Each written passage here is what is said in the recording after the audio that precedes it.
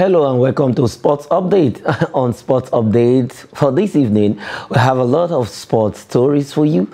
Stories that will not give you goosebumps, but rather that are interesting to you on Sports Update. And I will not be doing the Sports Update alone. I have a friend and a brother all the way from the city of Abuja that will be joining me on the Zoom, Precious Jonah, to actually deal with a lot of stories we have for you on Sports Update this evening. Before then, my name is Emmanuel Fashemi, and let's head straight to the first story that we have for you, where our own Nigerian Enekwechi Ebuka has actually gotten that qualification to Budapest. That is where the World Championship will be happening. The Nigerian shot put record holder Chukwuebuka Ebuka Enekwechi has joined the elite of shot put throwers in the world, already qualified for the World Championships in Budapest. At the LA Grand Prix over the weekend, Enekwechi threw a massive season best of 21.69 meters to finish fifth in the event behind Ryan Cruiser, who threw a jaw-dropping new world record of 23.58 meters. For Enekwechi, I think this man has actually been doing well when it comes to shot put in Nigeria and in Africa, and now he's trying to also hold his own when it comes to shot put throwers in the world. And for Enekwechi, massive one for actually getting that qualification to the World Championship that will be happening in Budapest. And quickly, we have a list of all Nigerian athletes that have actually qualified for the World Championship that will be happening in Budapest, and it is on the screen right now. We have Toby Amuson, who has that already qualified automatically because of her achievement at Oregon last year, where she won the 100 meters hurdle. She has already qualified in the women's 100 meter hurdle. We have S. Brume also qualified, automatic qualification in the women's long jump. We have Ruth Soro in the women's long jump also qualified. That was about 2 weeks ago. We have Choma Onyekwere, women's discus thrower. We have Rosemary Chukwuma, women's 100 meters. She cannot stop doing well this season. We have Favor Philly, who just qualified for the NCCA final event right there in the United States of America over the weekend. We have qualified for the women's 200 meter. We have Udodi Unzirike, who qualified for the men's 200 meter and 100 meters final. We have Chukwuebuka, like I said, Enekwechi, who has qualified for the men's shot put event. And then our women 4x1 100 meter relay team already qualified, automatic qualification with their achievement at the Commonwealth Games. And then also the mixed 4x400 meter relay team has also qualified with their achievement at the World Championship that happened in Oregon, United States of America, and for their feat at the Commonwealth Games. Those are automatic qualification for them. Quickly, let's join Precious Jonah right now. Precious Jonah is looking good for Nigerian athletes. Enekwechi joining others to qualify for the World Championship that will be happening in Budapest. How did you receive this news of Chukwuebuka Enekwechi? Well, the athletes have done well for themselves. I think it's time for him to go and conquer the world, like Nigeria, Africa. So let him go and conquer the world now. So this is the time to sprout. Okay, this is time to do us proud. Now, if you look at the list, let's have the list quickly again with you. If you look at the list, I can probably say is a star-studded list where you have Toby Amuson, who will be defending her 100 meters title. Ese Brume in the women's long jump. She did well at the Olympics. Ruth Soro also. Choma Onyekwere, Rosemary Chukwuma, a woman that is firing. She has run a sub 11 seconds this season alone. Rosemary Chukwuma for the women's 100 meter. Favor Philly, Udodi Onzirike. Now, with all of this, and then our women's 4x100 meter relay team, and then the mixed, that is both guys and the female, will be running the mixed 4x400 meter relay team. How do you see our chances in Budapest this year? Well, they need to go and try their best, because as for Toby Amuson, we know we all saw what she did the last time. Last year, this year, she have been doing well.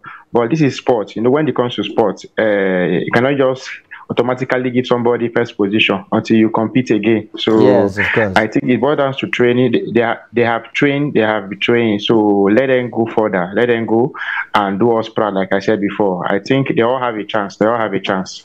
They actually don't have a chance. Okay, let's talk about briefly on Toby Amuson.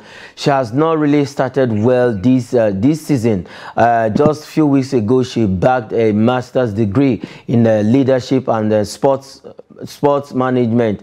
Now, do you think with the slow start of her this season, do you think she can defend that title?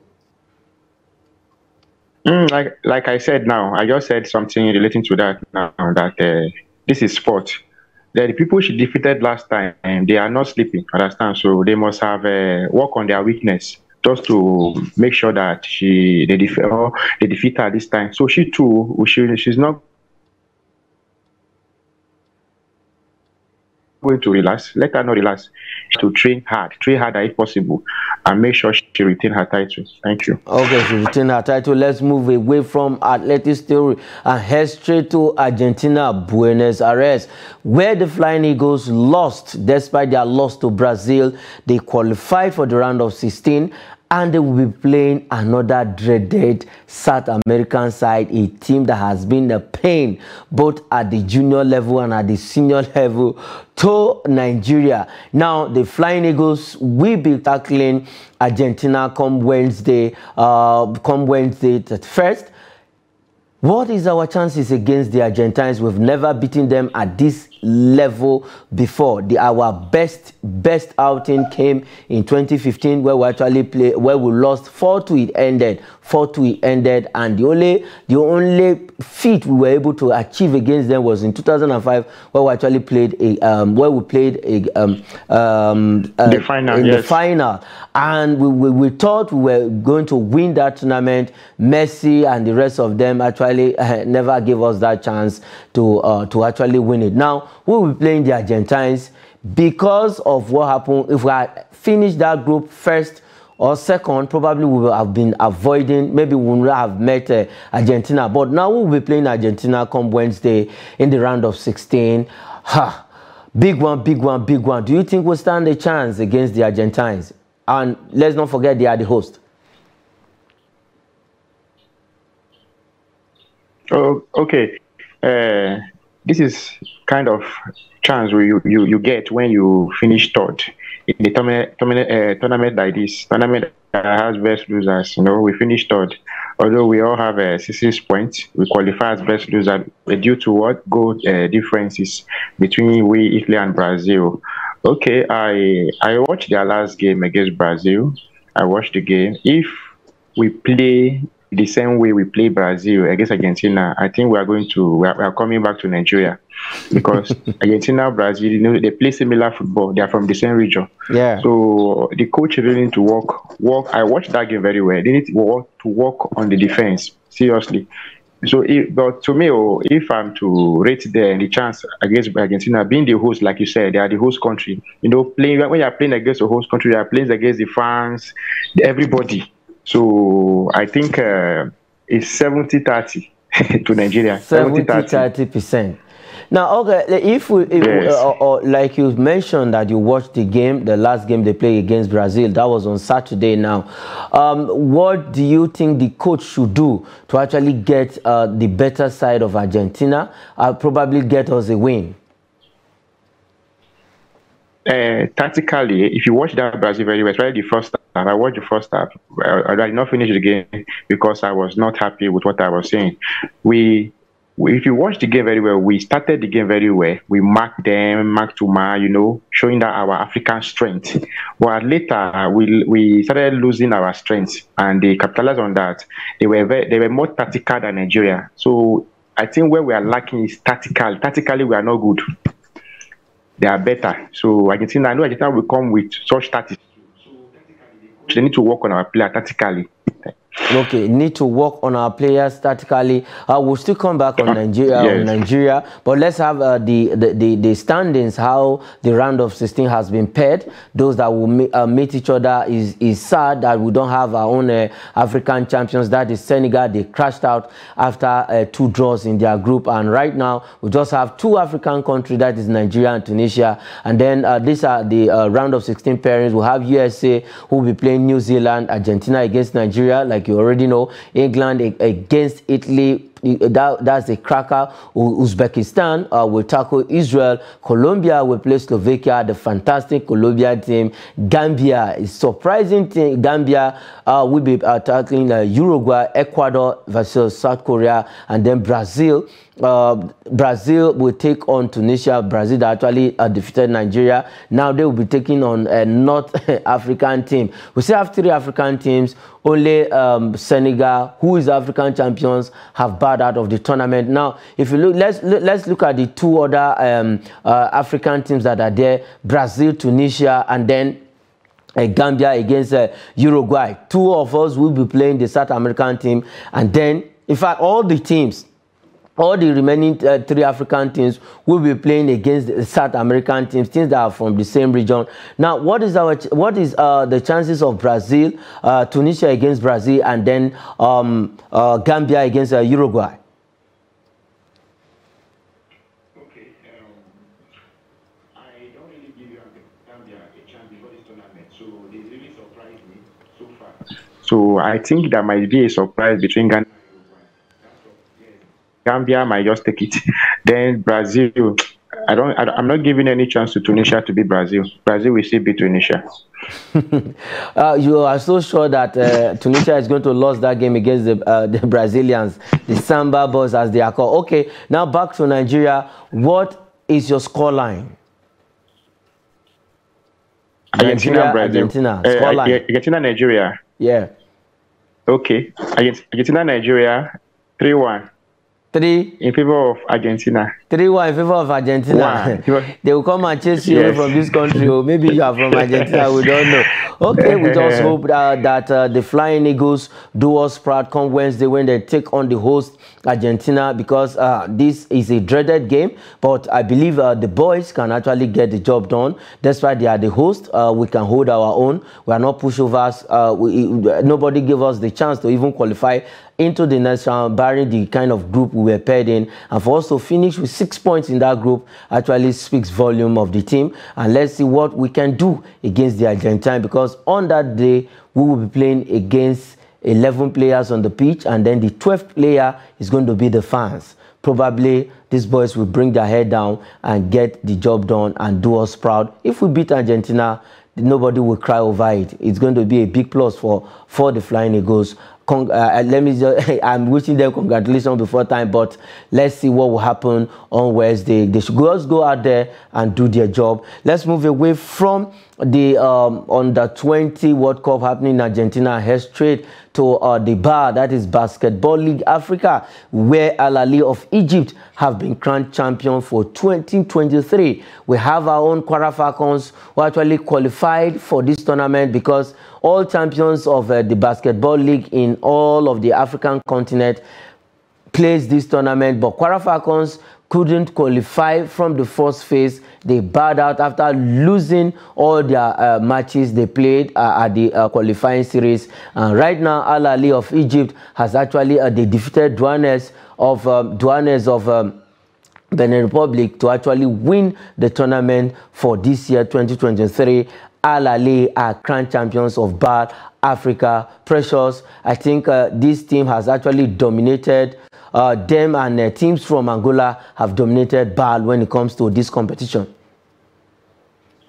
Yes. The Egypt is doing well, football and basketball. This same Al Ahly, I think they're in the final in football too, in the CAF Champions League, I think so. That means there is something that they are doing. Basketball now, they just won the tournament in the whole Africa. Like you said, Angola too. Angola, yeah, they are trying in basketball. They are trying. So congratulations to them. Congratulations to them.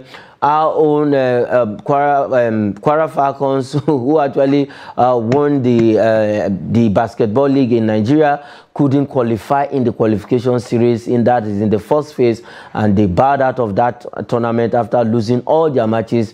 And right now Al Ahly have actually been crowned African champions. Let's see how it goes. Let's see. We just pray and hope that our league starts soon so that we can have another representative come next year when the next edition will be happening. Rwanda has always hosted this BAL Africa. Let's see if they are still going to host it next year, and probably we'll have a team from Nigeria that will win it this time around.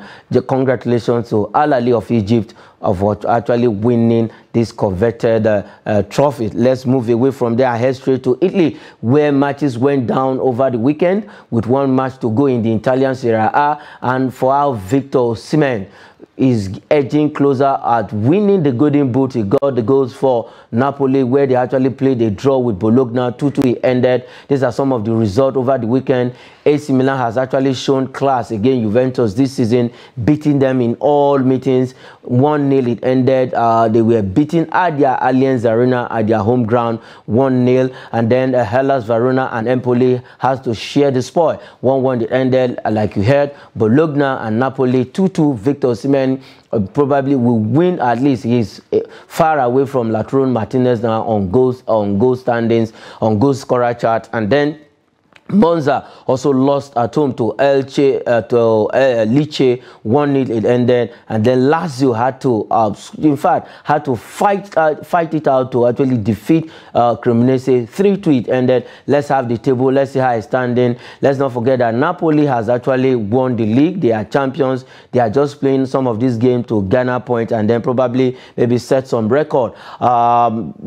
Matches will be, the last weekend will be coming on March day 38, this coming weekend, where we'll have all of the teams in action. But after 37 games, Napoli has 87 points. They are still on top of the table. Lazio is coming second with 71 points. Inter Milan 69 points. AC Milan is on 67 points. These four teams have the chance of qualification to the Champions League. Then Atlanta is on the 5th position with 61 points. Roma is on 60 points, and then Juventus has 59 points. We know what happened after they were after the point deduction was reversed, but at some point they went back to court, and that point has been deducted again. That's what threw them to 7th position. Already they were on the 2nd position because of that, but now 7th. It's not looking good for them to play in the Europe next season. They are on 7th position with 59 points. Torino 53 points. Fiorentina, a team that lost the Coppa Italia last week to Inter Milan, they are on the 9th position with 53 points. We have Monza 10th position with 52 points. Let's have the second half of the table quickly. Bologna 51 points to Udinese on the 12th position with 46 points. Sassuolo on the 13th position with 45 points. Empoli 43 points on 14th position. Salernitana on 15th position with 42 points. Lecce 36 points on 16th position. Spezia 31 points on the 17th position. Hellas Verona 18th position with 31 points. Cremonese is on the 19th position with 24 points. And then Sampdoria is occupying the 20th position with 19 points. Sure that team will go on relegation. And for Spezia, Hellas Verona, Cremonese, I think this most especially Spezia and Hellas Verona will be fighting it out. Who joins Sampdoria and Cremonese in that in the relegation battle? Precious, let's talk quickly about the relegation zone right now. If you look at the 4 teams from Spezia downward, what are your thoughts? Which team is going to join Sampdoria on that on Serie B come next season? It's from the table now. 2 people are already gone. 2 people are gone already. The 20th and the 19th position. Cremonese and Sampdoria are down already. Can't you see? Even if Cremonese win their last match, they will not meet up with Hellas Verona or Spezia. I think the 2 of them are already they are going down already. So it's just one person left to join them, because if you see, Spezia have 31 points, Verona have 31 points. I think it will not be on the last day. But going by the pedigree of the league, I think Hellas Verona will escape. Spezia will go down. Hellas Verona will escape, Spezia will go down. All right, let's leave the Italian league and head straight to the Spanish La Liga, where matches also went down over the weekend. And we already know that Barcelona are champions of that league, but there were some matches, and by next weekend everything will be wrapping up. Let's have some of the results. We have Barcelona, who actually trashed Mallorca. That will be their last game at Camp Nou, because that stadium will be going under renovation till next year before they will come back to that stadium. We have Barcelona taking on Mallorca, who defeated Mallorca 3-0. Almeria and Real Valladolid ended it on the goalless draw. Athletic Bilbao 0, Elche 1, Atletico Madrid 2, Real Sociedad 1, Cadiz 1, Celta Vigo 0, Getafe 2, Osasuna 1, and Girona 1, Real Betis 2. Let's have the table. Let's have the table after some of those matches. After match day 37, we have Barcelona, who is pretty at the top of the table, champions already. They have 88 points. Real Madrid following with 77 points. Atletico Madrid 76 points, Real Sociedad on 68 points, occupying the 4th position. Villarreal has 63 points. No matter what happens, these 4 teams already have qualified for the Champions League. Villarreal will just have to manage the Europa League. We have Villarreal on the 5th position with 63 points, Real Betis 59 points, Osasuna 50 points, Athletic Bilbao 50 points, Girona 49 points, and Rayo Vallecano have 49 points, occupying the 10th position. Let's have the second half of the table. Sevilla 49 points, occupying the 11th position. Mallorca 12th position with 47 points. Cadiz on 13th position with 41 points. Getafe on the 14th position with 41 points.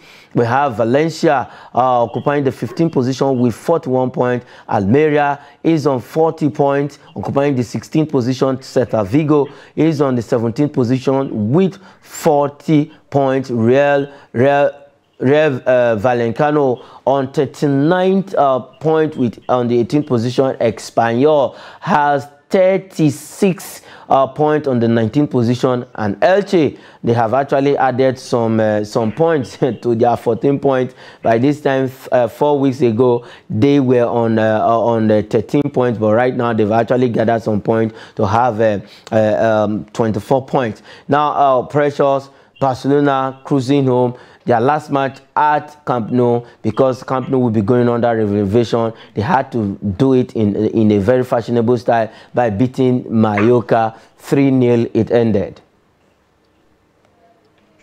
Yes, congratulations to them. That's my club.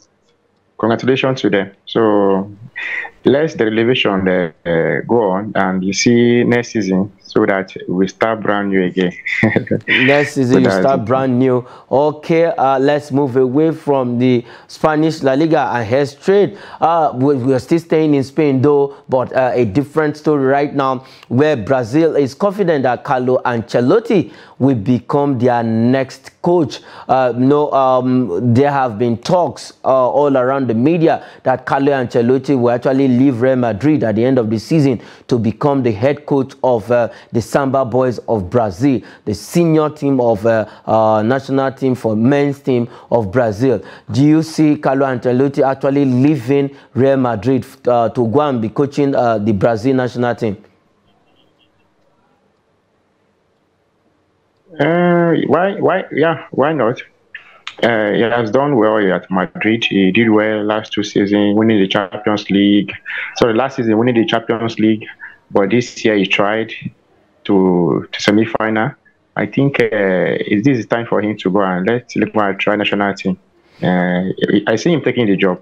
You see him taking the job. And okay, but the last story that we have for you this evening is Newcastle United join race to sign Kim Min-jae of Napoli. This man has been a subject of transfer. A lot of teams are coming for him. We know that Manchester United, there's a rumor, not confirmed though, that there has been a deal has happened between both parties, that Manchester United and Kim Min-jae. But right now, Newcastle has also joined in the race to sign this man. What's so special about this young man, Kim Min-jae? He's a very good player. I think I've watched him a few times. He's a very good player, a very good defender, right? Yeah. He's a very good defender. So he has tried. He tried really well for Napoli. Looking at where he's coming from to Napoli. Napoli as a team is a team that played very well this season. So most of their players played very well, and I think he's one of the best players in the team this season. So that's why clubs are coming for him. So I don't see him staying at Napoli. He will leave. So I don't know where he's going. Newcastle, Mayu. I will advise him to go to Newcastle. Okay, you advise him to go to Newcastle United. That is how much we can take on the program. Precious Jonah, thank you for joining me this evening on Sports Update. Very much, it's my pleasure. All right, I am Emmanuel Fasheme. Thanks for watching.